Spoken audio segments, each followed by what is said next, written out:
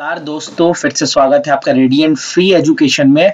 और आज हम देखने वाले हैं मध्य प्रदेश जेल प्रेरी का जो अभी हाल ही में एग्जाम हुआ, उसमें एक्सपेक्टेड कट ऑफ क्या रहने वाला है।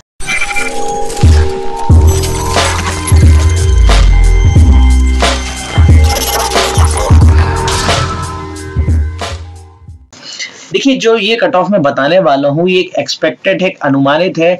जो बच्चों ने मुझे अपने अपने मार्क्स बताए हैं, जो मुझे कई सारे मैसेज मिले, उससे एक आकलन करके मैंने ये कट ऑफ बनाया है कि अगर आपके इतने मार्क्स हैं तो आपको रनिंग की तैयारी कर देनी चाहिए।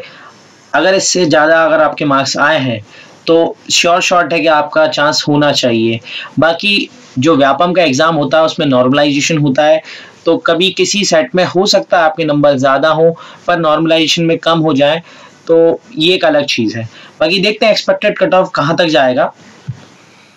बात करता हूँ पहले मैं सब्जेक्ट्स की। तो सब्जेक्ट जो जनरल साइंस पूछी गई थी वो काफ़ी टफ पूछी गई थी।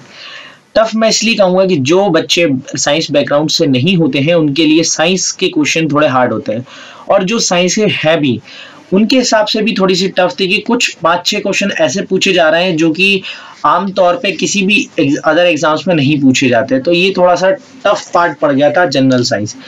इसकी मैं बात करूं मैथ्स की, तो जो मैथ्स का पेपर आया था वो मॉडरेट लेवल का था। मॉडरेट का इसलिए कह रहा हूं क्योंकि कुछ सेट्स में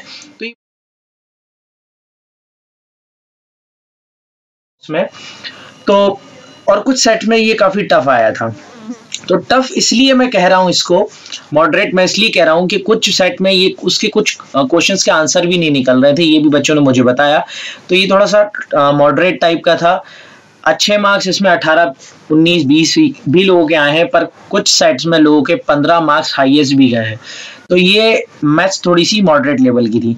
जनरल नॉलेज की अगर मैं बात करूं तो इसे मैं टफ कहूंगा। टफ इसलिए कहूंगा कि शुरुआती जो 18, 19, 20, 22 में जो जिनके पेपर हुए हैं उनके लिए ये इसलिए टफ हो गया क्योंकि अभी तक क्या हो रहा था कि हाँ एमपी जी के भी पढ़ रहे थे, वर्ल्ड जी के भी पढ़ रहे थे, और जो तैयारी करके गए थे वो इसी हिसाब से करके गए थे कि वर्ल्ड जी के भी पूछा जाएगा, इंडियन जी के भी पूछा जाएगा। पर पूछा गया सिर्फ एमपी का जी के, और करंट अफेयर के क्वेश्चंस भी उसमें पूछे गए।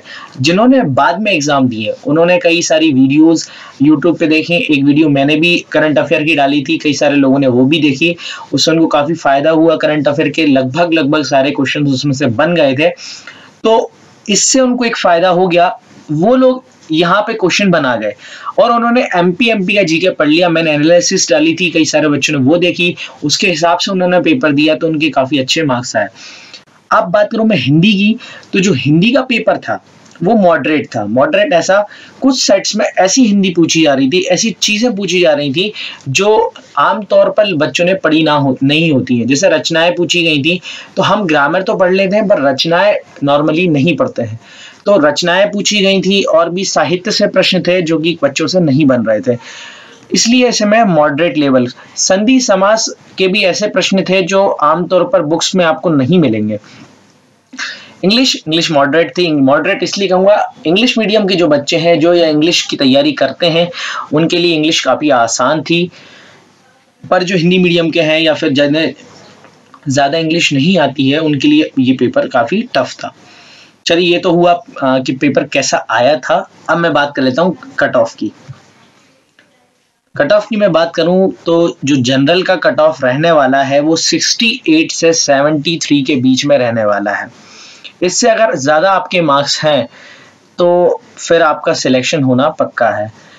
फिर भी मैं ये कह रहा हूँ कि व्यापम में नॉर्मलाइजेशन होता है। मान लीजिए आपके 73 मार्क्स आते हैं और नॉर्मलाइजेशन की वजह से हो सकता है आपके 2 या 3 नंबर कम हो जाते हैं, तो आपका सिलेक्शन रुक भी सकता है।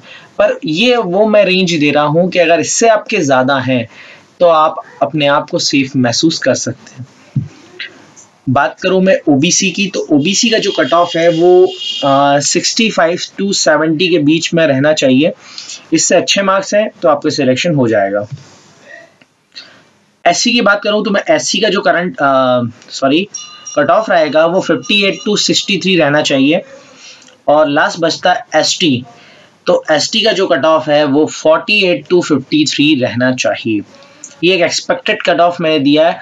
अच्छा, और ये मैंने कई सारी जो वेबसाइट्स हैं काफ़ी सारे पोल्स चल रहे हैं फेसबुक पे, वो भी मैंने देखे, उनका रिव्यू मैंने देखा। तो ओवरऑल मुझे यही समझ में आया कि ये अगर रेंज आपकी है, इस रेंज के में आप अपनी कैटेगरी में बिलोंग कर रहे हैं, तो आपका सिलेक्शन होना पक्का है। हो सकता है इससे थोड़ा बहुत ऊपर भी हो जाए, थोड़ा बहुत नीचे भी हो जाए, क्योंकि हर पेपर का कट ऑफ अलग अलग होता है, क्योंकि नॉर्मलाइजेशन होता है। पर फिर भी मैं आपको ये कह रहा हूँ कि अगर आपके इस रेंज में नंबर हैं तो आप रनिंग स्टार्ट कर दीजिए, क्योंकि व्यापम बहुत ज़्यादा टाइम नहीं देता रिजल्ट के बाद में। पिछली बार जब कांस्टेबल का हुआ तो सिर्फ 15 या 20 दिन के बाद में रनिंग हो गई थी। तो अगर आपके इस रेंज में है तो रनिंग आप स्टार्ट कीजिए। Thank you very much for watching this video. अगर आपको मेरी वीडियो पसंद आ रही है तो इसे लाइक कीजिए, मेरे चैनल को सब्सक्राइब कीजिए और मेरे चैनल के साथ बने रहिए, क्योंकि मैं अब MP जो कांस्टेबल का एग्ज़ाम है उसके लिए मैं सीरीज़ ला रहा हूँ। कई सारी वीडियोस बहुत इंपॉर्टेंट आपके लिए मैं डालने वाला हूँ, तो मेरे चैनल को ज़रूर सब्सक्राइब कर लें। Thank you very much for watching this video.